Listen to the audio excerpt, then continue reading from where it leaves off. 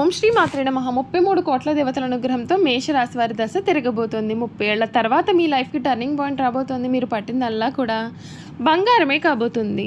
33 కోట్ల దేవతల అనుగ్రహంతో మేషరాశి వారికి ఎటువంటి అదృష్టం పట్టబోతుంది, ఇన్ని సంవత్సరాల తర్వాత వీరి జీవితంలో ఎటువంటి రాజయోగం చూస్తారు అనే విషయాల గురించి కూడా ఇప్పుడైతే మనం క్లియర్గా ఈ వీడియో ద్వారా తెలుసుకుందామండి. అంతకన్నా ముందే మీరు ఎవరైనా కొత్తగా కనుక మన ఛానల్ని చూస్తున్నట్లయితే తప్పకుండా వీడియోని అయితే లైక్ చేయండి. తప్పకుండా మన ఛానల్ని సబ్స్క్రైబ్ చేసుకోవడం మర్చిపోకండి. సబ్స్క్రైబ్ చేసుకోవడంతో పాటుగా పక్కనే ఉన్న బెల్ ఐకాన్లో ఆల్ ట్యాప్ చేయండి. ఈ విధంగా చేయడం ద్వారా మేము పెట్టే ప్రతి వీడియో కూడా మీకైతే నోటిఫికేషన్ రూపంలో కనబడుతుందండి. మీరు మిస్ కాకుండా మన వీడియోని చూడగలుగుతారు. ఇక వీడియోలోకి వెళ్ళిపోయి ఈ మేషరాశి వారి లైఫ్ ఏ విధంగా మారబోతుంది, వీరి జీవితంలో కలగబోయే పూర్తి పరిణామాలు మార్పులు ఏ విధంగా ఉంటాయో అన్ని విషయాలు కూడా క్లియర్గా ఇప్పుడు మనం తెలుసుకుందాం. అశ్విని నక్షత్రం 1, 2, 3, 4 పాదాలు, భరణి నక్షత్రం 1, 2, 3, 4 పాదాలు, కృతిక నక్షత్రం 1వ పాదంలో జన్మించిన వారు మేషరాశికి చెందుతారు. ఈ మేషరాశి వారి లైఫ్లో ఈ సమయంలో కలగబోయే మార్పులు చూసుకున్నట్లయితే మేషరాశి వారికి అధిపతి కుజుడు కావున ఈ రాశి వారి శాస్త్ర విద్య, సాంకేతిక విద్య, యుద్ధ విద్యలు ఏదైనా కొత్త టెక్నాలజీ నేర్చుకోవడంలో, కొత్త కొత్త పరికరాలు తయారు చేయడంలో కూడా ఆరితేరి ఉంటారు. మేషరాశి వారు ఉద్యోగంలో ఇబ్బందులు ఎదురవకుండా చూసుకోవాలి. ఒక వ్యవహారంలో మీ కుటుంబ సభ్యులకు సహకారం లభిస్తుంది. అనవసరమైన ఖర్చులు పెరగకుండా చూసుకోవాలి. ప్రయాణాలలో అప్రమత్తంగా వ్యవహరించాలి. శని ధ్యాన శ్లోకం చదువుకోవాలి. మీకు అంతా మేలే జరుగుతుంది. ఏకాగ్రతతో పనులు ప్రారంభిస్తే శుభ ఫలితాలు లభిస్తాయి. లక్ష్యం నెరవేరే వరకు కూడా పట్టుదలతో ముందుకు సాగాలి. ఆర్థిక సంబంధమైన విషయాలు అనుకూలంగా ఉన్నాయి. ఉద్యోగంలో కలిసికట్టుగా పనిచేయడం ద్వారా కూడా మీకు మేలు జరుగుతుంది. వ్యాపారంలో కొత్త ప్రయత్నాల కన్నా కూడా ఉన్నదాన్ని కాపాడుకోవడం చాలా మంచిది. ఆరోగ్యం విషయంలో శ్రద్ధ అయితే అవసరం. సున్నితంగా సంభాషించాలి. వారాంతంలో శుభవార్త వినే అవకాశం ఉంటుంది.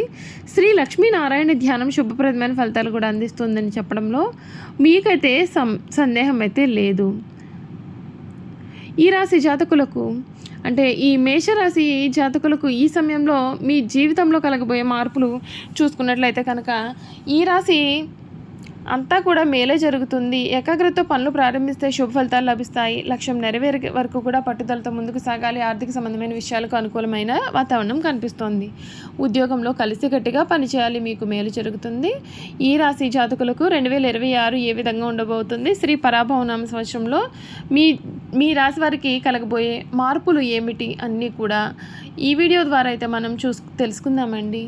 ఈ మేషరాశి జాతకులకు శ్రీ పరాభవ నామ సంవత్సరంలో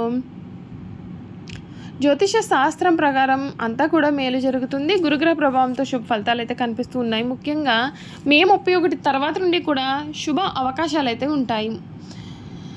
మంచి ప్రయోజనాలు కలిగే అవకాశం ఉంటుంది. గురువు అనుగ్రహంతో నిరుద్యోగులకు ప్రభుత్వ ఉద్యోగం గురించి శుభార్తలు వినిపించవచ్చు. కొత్తగా పెళ్ళైన వారికి అక్టోబర్, నవంబర్, డిసెంబర్ నెలలో సంతాన ప్రయత్నాలు కూడా ఫలించవచ్చు. విద్యార్థులు పోటీ పరీక్షల్లో రాణించే అవకాశాలు అయితే మీకు కనిపిస్తూ ఉన్నాయి. ఈ కాలంలో మీకు సమాజంలో కీర్తి ప్రతిష్టలు పెరగవచ్చు. అయితే శని కేతు ప్రభావంతో కొన్ని ప్రతికూలమైన ఫలితాలు కూడా ఎదురయ్యే అవకాశాలు ఉంటాయి. కాబట్టి చాలా జాగ్రత్తగా ఉంటే మేలు. ఈ నేపథ్యంలో ఈ మేషరాశి వారికి ఆదాయపరంగా, ఆరోగ్యపరంగా, కుటుంబ జీవితంలో కూడా ఏ విధమైన ఫలితాలు రాబోతున్నాయి ఇప్పుడు మనం చూసేద్దామండి. ఈ మేషరాశి వారి గతంలో కంటే కూడా మెరుగైన ఫలితాలు అయితే కనిపిస్తూ ఉన్నాయి. ఈ ఏడాది గ్రహాల మద్దతు పెద్దగా లభించకపోవచ్చు. ధనాధిపతి శని 12వ స్థానంలో ఉండడం కారణంగా ఆర్థికపరమైన విషయాల్లో లాభం కోసం చాలా కష్టాలు పడాల్సి ఉంటుంది. మరొక వైపు గురుడి యొక్క అనుగ్రహంతో దాదాపు 7 నెలలు రాహువు అనుకూలమైన ప్రభావంతో దాదాపు 11 నెలల పాటుగా మీ ఆదాయాన్ని పెంచుకునే అవకాశం అయితే ఉంటుంది. అయితే పొదుపు పరంగా కొంత బలహీనత ఉండవచ్చు. ఖర్చుల విషయంలో జాగ్రత్తగా ఉంటే మేలు. ఈ రాశి వారికి రాజపూజ్యం 2, అవమానం 4గా ఉంటుంది. శని ప్రభావంతో మేషరాశి వారికి శ్రీ పరాభవ నామ సంవత్సరం శనిదేవుని ప్రభావంతో ప్రతికూలమైన ఫలితాలకు అవకాశం కనిపిస్తుంది.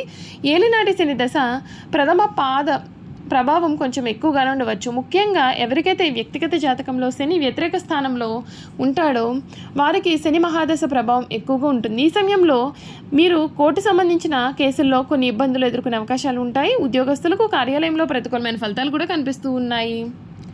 అంతేకాదు శనిదేవుని శాంతింపు చేయడానికి శనికి తైలాభిషేకం, శనిగ్రహ శాంతి ప్రతిపద్యం, శని గ్రహ మండపారాధన, శాంతి హోమం చేయించడం కూడా చాలా మంచిది.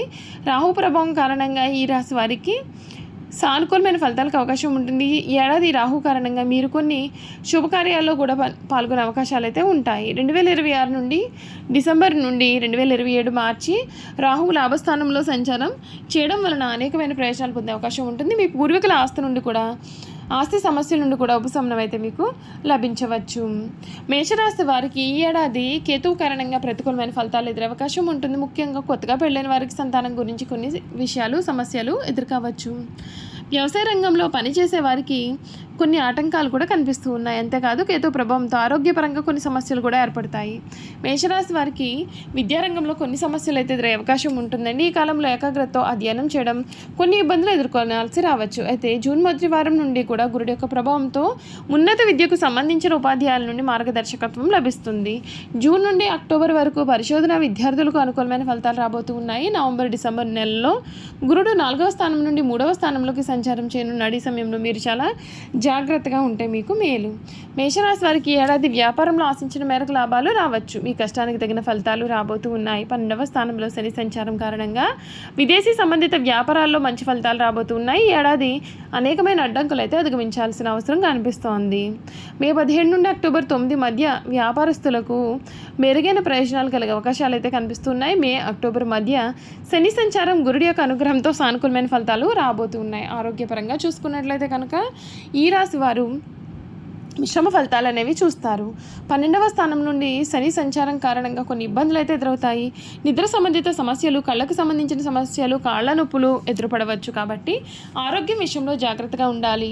గురుడు 3వ స్థానంలో ఉన్నప్పుడు గుండెకి సంబంధించిన సమస్యలు ఎదుర్కోవచ్చు. ఈ కాలంలో వైద్యుడిని సంప్రదించాలి, సరి అయిన చికిత్స చేసుకోవాలి. మరొక వైపు మే 2 నుండి పాలక గ్రహం కుజుడు దహన స్థితిలో ఉంటాడు. ఏప్రిల్, మే, సెప్టెంబర్, అక్టోబర్, నవంబర్ నెలలో కూడా కుజుడు బలహీనంగా ఉండడం కారణంగా మీ యొక్క రోగ నిరోధక శక్తి పైన ప్రభావం అనేది పడుతుంది. ఈ సమయంలో చాలా జాగ్రత్తగా ఉండాలి. మేషరాశి వారికి ఏడాది కేతు ప్రభావంతో ప్రతికూలమైన ఫలితాలు ఎదురే అవకాశం ఉంటుంది. జూన్ 2వ తేదీ వరకు కూడా మీ ప్రేమ జీవితంలో కొన్ని సమస్యలకు అయితే అవకాశాలు అయితే కనిపిస్తూ ఉన్నాయి. డిసెంబర్ నెలలో గురుడు అనుగ్రహంతో సానుకూలమైన ఫలితాలు రావచ్చు. గురుడు 9, 5వ స్థానాల్లో మంచి సంచారం చేసే సమయంలో మీ ప్రేమ జీవితంలో సానుకూలమైన ఫలితాలు రాబోతూ ఉన్నాయి. జూన్ 2 నుండి అక్టోబర్ 31వ తేదీ వరకు కూడా గురుడి యొక్క అనుగ్రహంతో వివాహానికి సంబంధించిన సమయం అనుకూలంగా ఉంటుంది. మీ యొక్క భాగస్వామితో నాణ్యమైన సమయం గడిపే అవకాశం కూడా కనిపిస్తుంది. ఈ మేషరాశి వారి ఏడాది క్రమం తప్పకుండా శివుడు హనుమంతుని పూజలు చేయాలి, మేలు జరుగుతుంది. ప్రతి 3 నెలలకు ఒక్కసారి కన్య పూజ చేసి ఆశీర్వాదం పొందాలి. ఏదైనా సరే ఆలయంలో మీ యొక్క శక్తి సామర్థ్యాల మేరకు పాలు, చక్కెర దానం చేయడం వల్ల మీరన్నీ కూడా శుభ ఫలితాలు పొందుతారు. చూసారు కదండి, ఈ మేషరాశి వారి గురించి అయితే అన్ని విషయాలు కూడా తెలుసుకున్నారు కదా. ఈ వీడియో కనుక మీకు నచ్చినట్లయితే తప్పకుండా వీడియోని అయితే లైక్ చేయండి. తప్పకుండా మన ఛానల్ని సబ్స్క్రైబ్ చేసుకోవడం మర్చిపోకండి. సబ్స్క్రైబ్ చేసుకోవడంతో పాటుగా పక్కనే ఉన్న బెల్ ఐకాన్లో ఆల్ ట్యాప్ చేయండి. ఈ విధంగా చేయడం ద్వారా మేము పెట్టే ప్రతి వీడియో కూడా మీకు నోటిఫికేషన్ రూపంలో కనిపిస్తుంది. మీరు మిస్ కాకుండా మన వీడియోని చూడగలుగుతారు.